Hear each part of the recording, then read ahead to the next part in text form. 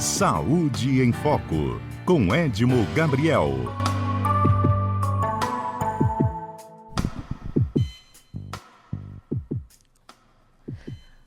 Doutor Edmo Gabriel, bom dia, tudo bem? Bom dia, Carol, bom dia a todos os nossos ouvintes da CBN Grandes Lagos. Vamos agora conversar sobre um assunto importante, mas antes disso quero parabenizar a CBN pelos 11 anos de aniversário. Sempre é uma data interessante e marcante para a história de qualquer instituição como a CBN, que representa a nossa região noroeste do estado de São Paulo. Obrigada, viu, doutor Edmo? Obrigada por fazer parte disso há tanto tempo, com conteúdos excepcionais e com muito conhecimento. E hoje vamos para mais um, porque na última semana repercutiu o caso do apresentador Faustão, que depois de uma infecção bacteriana que evoluiu para sepse, ele passou por 2 cirurgias de grande porte em sequência, um transplante de fígado e também um transplante renal. O apresentador já tinha passado por um procedimento como esse também, né, doutor? Ele tem um histórico, de certa forma, até atípico, se a gente for analisar, porque num período de 1 ano, ele passou, como você falou, inicialmente por um transplante de coração, que por si só já é um procedimento complexo, e toda pessoa que precisa de um transplante de órgãos indica que aquele órgão está em disfunção, está caminhando para falência e não está conseguindo, através do tratamento convencional, dos medicamentos, fazer uma melhora nesse órgão. Então, para você pensar em trocar o órgão, seja qual for esse órgão, é que a situação realmente está caminhando para uma falência. Não bastasse o transplante de coração, a gente sabe que o ano passado ainda ele precisou de um primeiro transplante do rim. E esse ano, como você citou, num período aí de 48, 72 horas, ele é submetido a um retransplante do mesmo rim e também um outro transplante extremamente complexo, que é o de fígado. O que nos dá de indicação que ele teve insuficiência cardíaca o ano passado, insuficiência renal.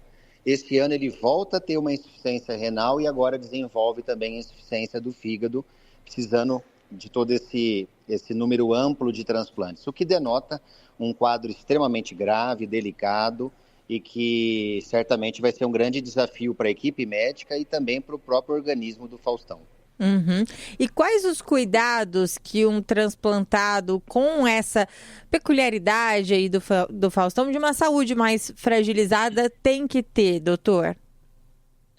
O grande desafio nesse momento, tanto para a equipe médica como para o corpo dele, para o organismo dele, é controlar infecções. Porque o que acontece? Quando você faz qualquer tipo de transplante, no caso transplantes grandes como esses que a gente citou, obrigatoriamente a pessoa tem que receber no pós-operatório medicamentos para impedir a rejeição do órgão. Porque por mais que você tenha uma compatibilidade com quem seja o teu doador, não é 100% igual, então você precisa ter medicamentos para controlar uma possível rejeição. A questão é que esses medicamentos, por um lado, controlam a rejeição, mas por outro lado, elas causam exposição à infecção, porque elas diminuem a imunidade da pessoa. E aí entra num paradoxo e numa controvérsia muito grande.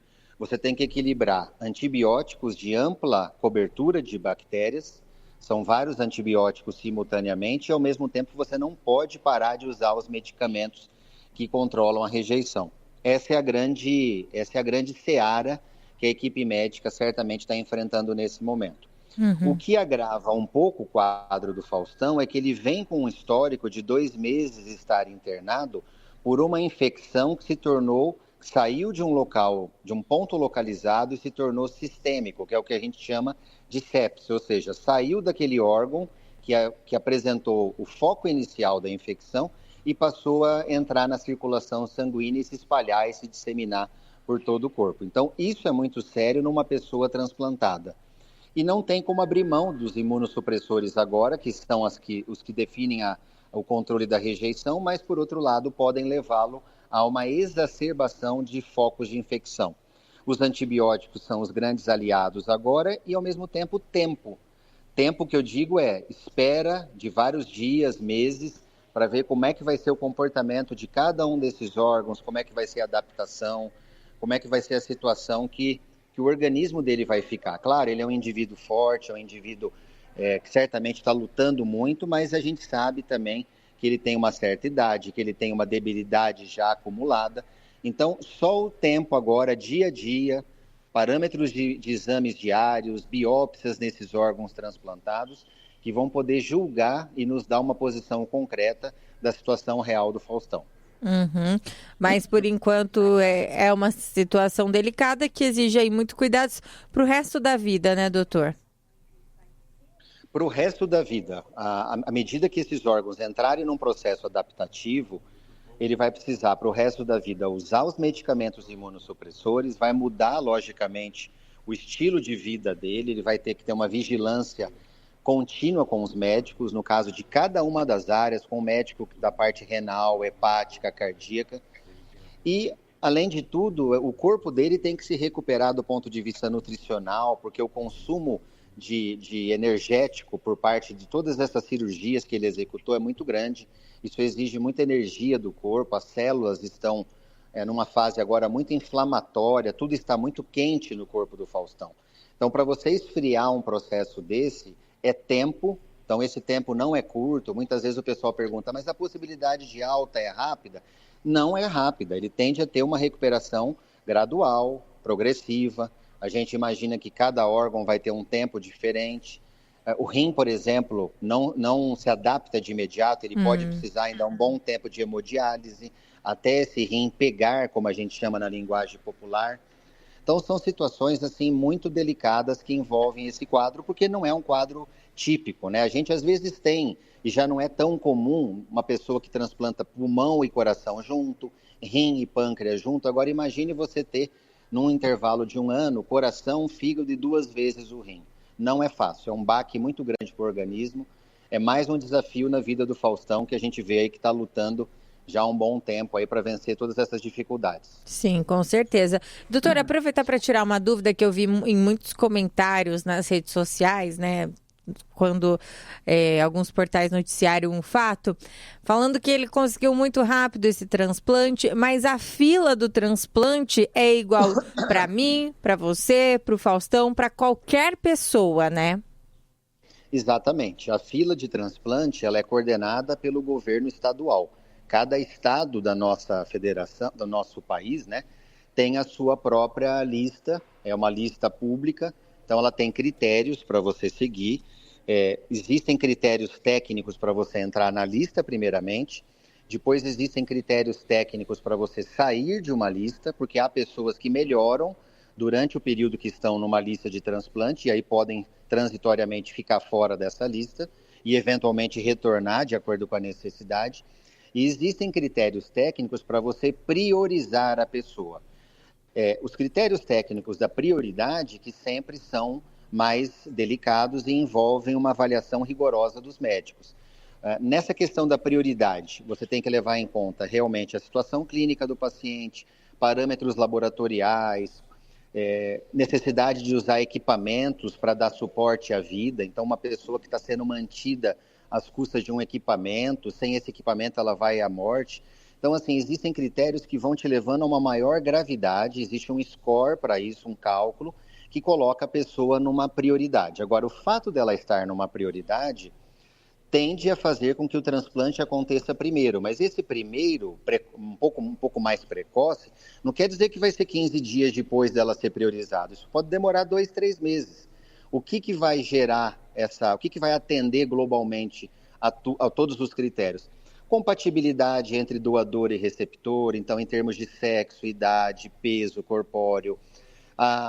Tem que ter assim, uma maior proximidade genética possível, em termos de imunidade, muito parecida com aquela pessoa, de sistema imunológico, que é a característica que nós trazemos no nosso DNA, na nossa genética, tem que ser a mais parecida possível.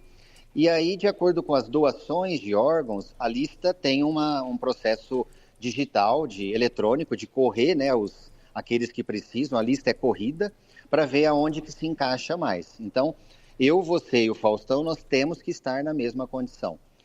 A gente sabe que ele teve uma priorização na época do coração, né? Ele teve a prioridade porque ele estava numa situação complicada, e ele, acho que no momento ele era o segundo ou terceiro da lista, e o transplante ocorreu mais rapidamente. E agora a gente viu novamente isso acontecer. Certamente ele foi priorizado também, porque ele está 2 meses já internado, e conseguiu novamente o fígado e o rim, que são órgãos mais vezes doados. Isso é importante para as pessoas entenderem. A gente tem um banco de doação muito maior de rim, fígado, córneas, do que, por exemplo, o coração e pulmão.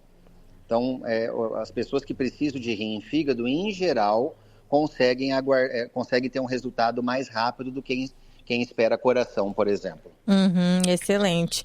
Doutor, muito obrigada, viu, pela explicação, como sempre foi excelente. Uma boa semana e a gente volta na segunda que vem.